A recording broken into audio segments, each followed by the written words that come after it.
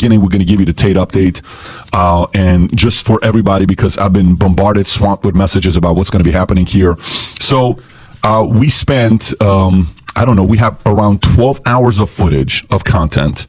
There will be a behind the scenes, because that behind the scenes clip alone will be very interesting for you to see. They were very transparent, which was kind of like, hey, take the camera around. We got footage from a lot of different places. We spent 7 hours talking to Andrew, and we spent about an hour and a half talking to Tristan individually.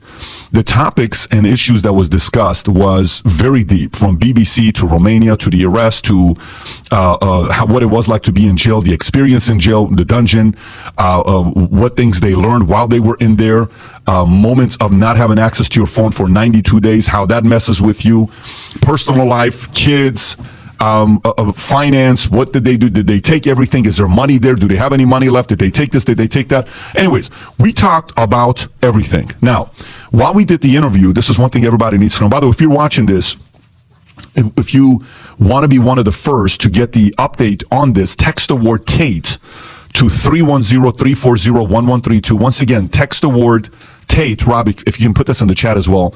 Text the word Tate to 310-340-1132. Or I'll give you another thing to do as well.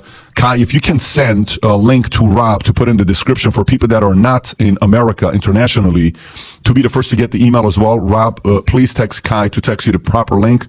And let's put that below, folks. You'll see it as you're coming in, and Rob will put in the chat as well. So a lot of conversations. Legal was there. Their publicists were there. Everybody flew in from all over the place for this meeting. And the interview that goes live, I believe it's 5 hours and 20 minutes of content, of which 45 minutes will have to be cut because it's legal issues about Romania and their indictment. And that'll be live post their indictment, which could be any time now in the next week or two. So there will be, what we're working on right now is for it to come out and be released. The interview, number one, I think it's going to be 4 hours and 40 minutes, something like that, 4 hours and 30 minutes. And then the other 44 minutes will be released post-indictment. So there's going to be two parts to it. And then Tristan's interview will also be released here very soon as well. It's epic. If you enjoyed the first one, this was probably, I don't want to say 10 times wilder, because even the intro, I don't know if you guys saw the intro yesterday. I did. I saw it. Shout out to the team for what they're doing over Alan, there. everybody. Eric, Alan, Kelly, the whole crew. Brandon with the research. These guys really were busting their tails editing. I think they went without any sleep trying to get it this done. They did. And their crew, Tate's crew, was very hospitable, where they were with us. Can I give us a shout out? Yeah. Tate said you guys were the most prepared for any interview he's ever done. The research, the notes, I don't know if we were more prepared than Lucy Williamson from BBC. I don't want to give us that kind of credit. I think we're second best to Lucy. Yeah. She's the GOAT. Yeah. She was prepared with an agenda that completely fell. She was ready to get killed. She just didn't know it. And Pat, just to say something off of what you said, for people like, I never met him. I've seen the videos. Obviously, I've never met him. But from start to finish, be honest, the hospitality, the sincere, genuine, like, do you want a coffee? Dude, it was like being in a Middle Eastern person's house. Great personality. Like, bend over backwards to making us feel. Did you feel like you were at home? It was a great experience. I mean, it was the same way last time though, but it was a great experience this time being in the house when you pull up to the security waiting outside the place. It was the driver knowing who they were and asking around in the city what they thought of the Tates. You just have to watch the interview to see all of this combined. And it starts off, we give 3 gifts at the beginning, which you will crack up. And we give 2 or 3 unique gifts at the end, which you won't crack up. You will tear up. You will tear up the gifts at the end because it's going to be sentimental and meaningful to them. But I think it's a conversation that people need to hear. I can tell you one thing, folks. When you see this, BBC is going to hate this interview. Let me say that one more time. They're going to hate this interview. And that may be an understatement on what happened. So, but at the same time, I think it needed to be this way. People need to hear the story from them to kind of see where they're at, and then we're going to see what the court's going to do, whether they're going to get charged or not. Still till today, it's still allegedly. A lot of people are trying to come after them. A recent story came out with another girl named Evie that claimed they did something 10 years ago. We talked about that as well.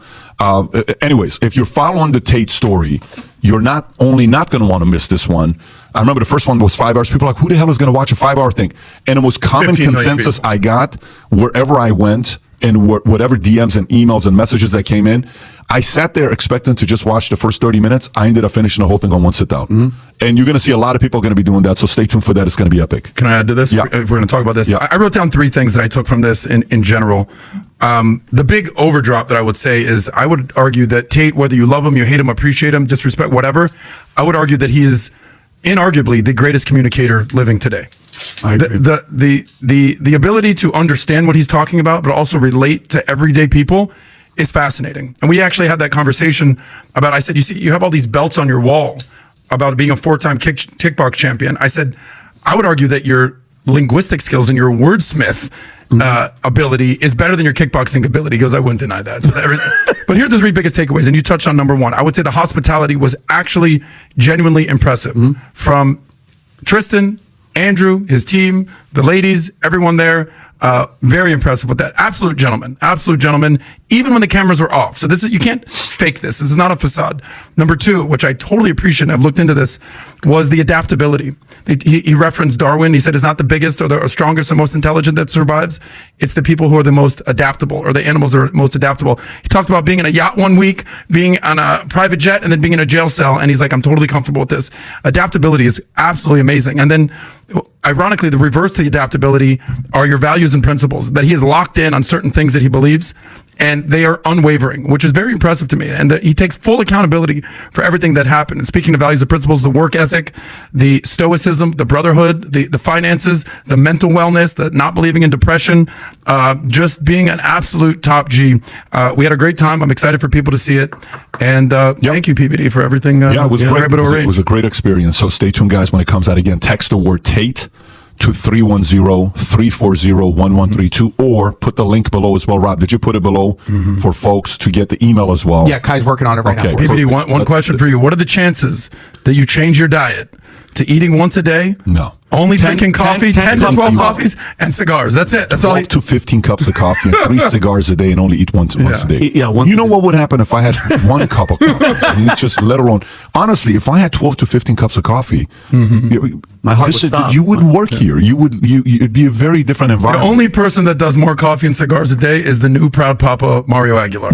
Shout out to him. Shout out to to Mario. Had a baby new boy. baby here. Gabriel Baby G. Maximo Aguilar. What a Freaking name. Powerful. What a Remember name. that guy, man. Yeah, that's a powerful name right there. Okay. All right. Sounds good. Again, text the word Tate to 310-340-1132.